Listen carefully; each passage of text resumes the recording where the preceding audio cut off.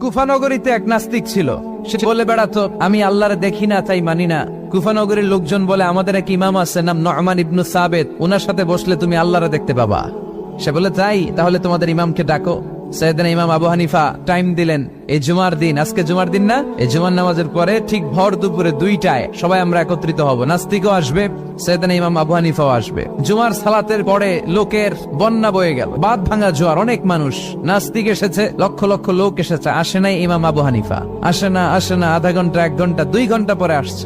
নাস্তিক বলে, এই তোমাদের ইমাম যার কোনো সময়ের জ্ঞানই নাই, এর সাথে কিসের তর্ক? সাইয়েদনা ইমাম আবু হানিফা বলে, ইনদি উযর, আমার ওজর আছে। কি ওজর? সাইয়েদনা ইমাম আবু হানিফা বলেন, আমি ঘর থেকে বের হয়ে আসার পথে একটা নদী পার হয়ে আসতে হয়। আজকে এসে দেখি নদীর মধ্যে কোনো মানুষ টানুষ নাই, নৌকা নাই, মাঝি নাই, কিচ্ছু নাই। তো হঠাৎ দেখলাম পাশে বিশাল বড় একটা গাছ। এই গাছটা এমনি এমনি 2 ভাগ হয়ে গেল।